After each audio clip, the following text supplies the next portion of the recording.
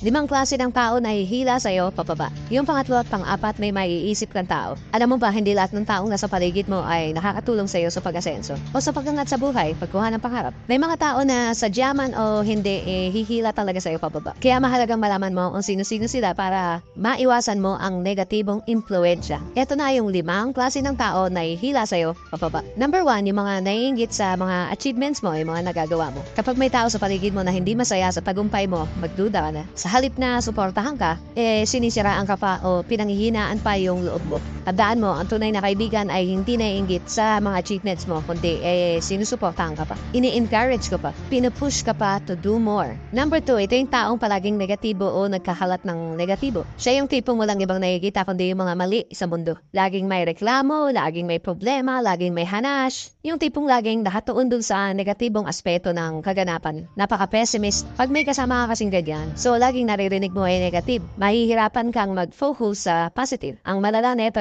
baka madamay ka pa sa pagka-negative niya. Normal yung minsan maging negative tayo kasi nag-iingat o minsan pagdududa talaga. Pero yung taong palagi na lang nakaw, iwas-iwas ka dyan. Eto na number 3, ang taong mapagsamantala. Ito yung tipong nandyan lang pag may kailangan sa'yo. Pero pag ikaw na yung may kailangan, bigla na lang nawawala. Puro sariling pakinabang na lang yung hapon nila. At pag tuyo ka na o pag ubus na yung maibibigay mo, iiwan ka na.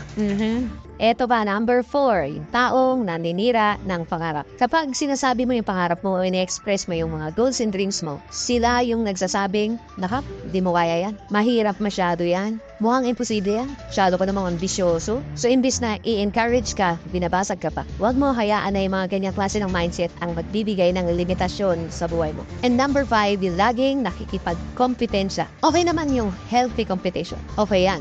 Maganda yan. Pero may tao kasi na imbis na makipagtulungan, trinatrato ka pang kalaban. Siya yung tipong paparamdam niya sa'yo na mas magaling siya sa'yo. Yung gusto niya siya yung sentro. Gusto niya siya yung angat. Kahit na minsan wala naman talagang dahilan para makipagkompetensya. Kaya alam mo, hindi masamang maglagay ng boundaries sa mga ganyang base ng tao. Yung buhay mo mas magiging magaan at masaya pag napapaligiran ka ng taong positibo o yung taong sumusuporta. Tandaan mo, walang ibang may control kung sino yung hinahayaan mong makaapekto sa buhay mo kung hindi ikaw. Alin dun sa mga nabanggit yung na-encounter mo na nandiyan ngayon sa buhay mo? Paki-comment po. Who yes?